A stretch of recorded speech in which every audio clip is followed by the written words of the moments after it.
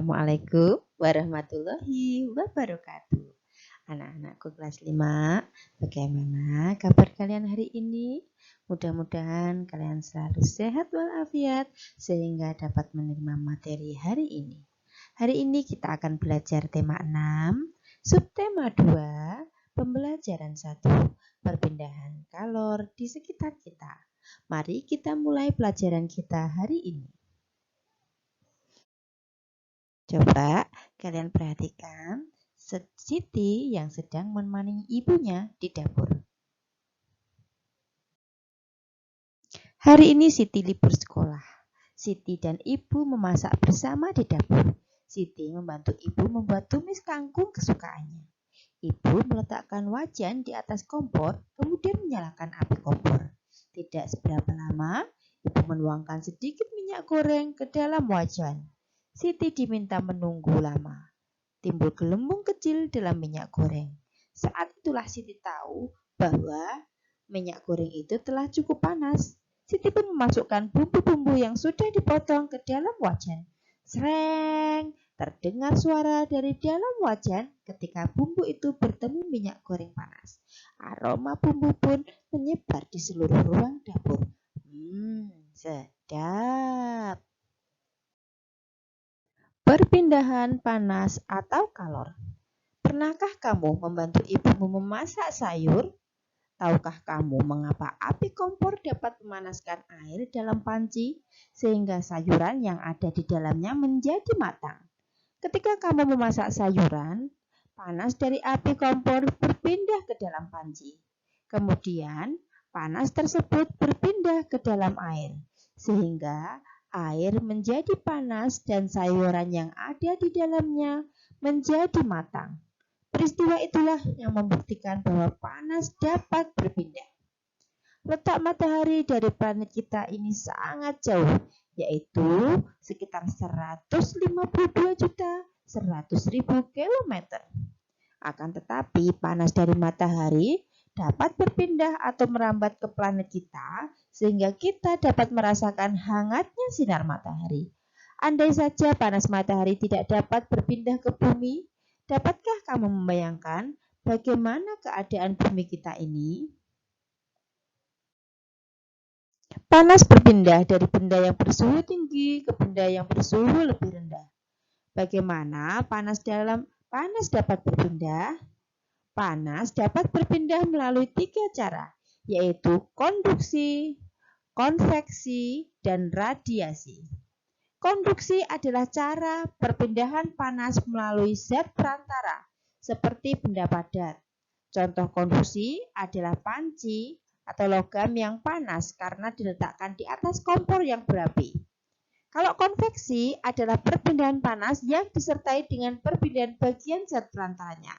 Misalnya, air di dalam panci yang dipanaskan hingga mendidih. Sedangkan radiasi adalah cara perpindahan panas dengan pancaran yang tidak membutuhkan zat perantara. Peristiwa radiasi yang terjadi sehari-hari adalah sinar matahari yang sampai ke bumi dan menghangatkan udara serta makhluk hidup di bumi. Anak-anakku, bacalah kembali bacaan di atas dengan seksama. Lalu, carilah beberapa kata kunci atau hal penting dari setiap paragraf. Kalian cari pada paragraf 1, 2, dan 3.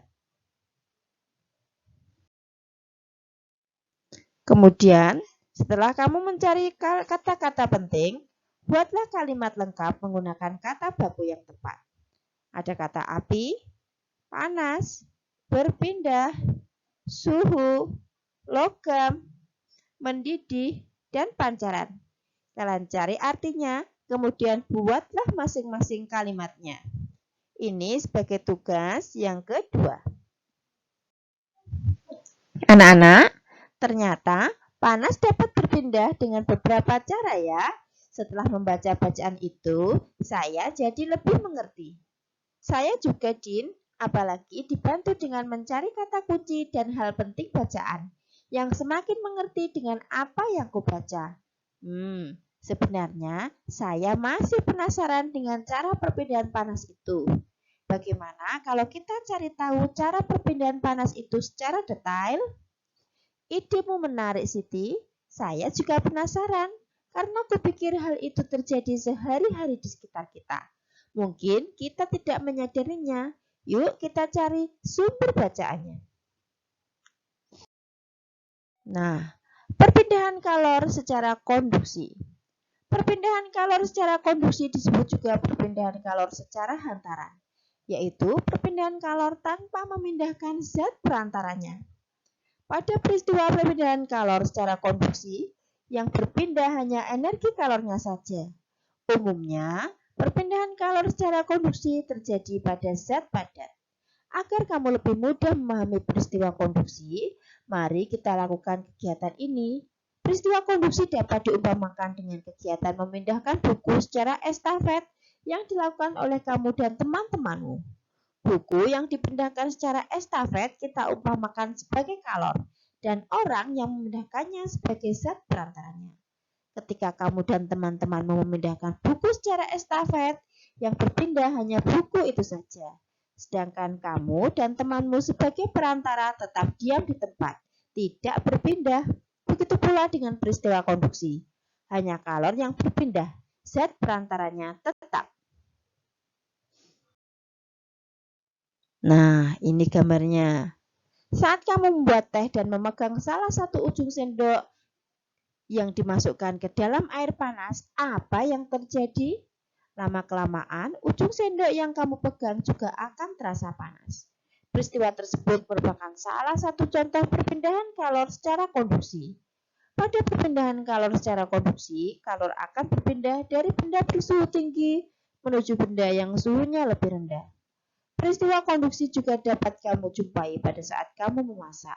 Pada saat kamu menggoreng, ujung spatula yang kamu pegang akan terasa panas walaupun ujungnya tidak bersentuhan dengan api kompor.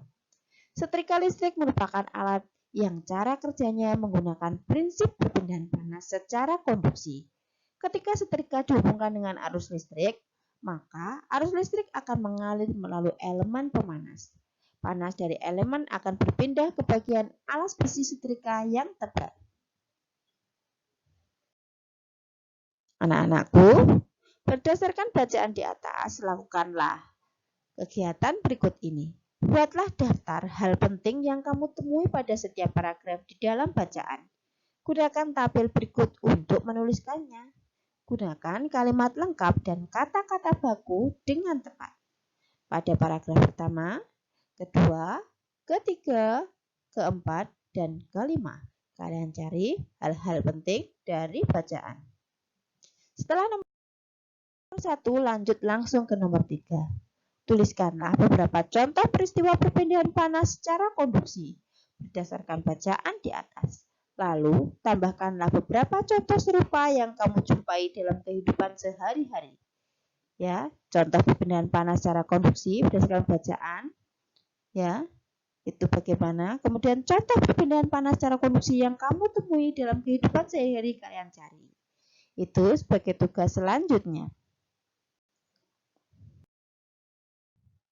Anak-anakku, demikian pembelajaran kita hari ini. Semoga apa yang Ibu sampaikan bermanfaat untuk kalian. Sekian dulu. Wassalamualaikum warahmatullahi wabarakatuh.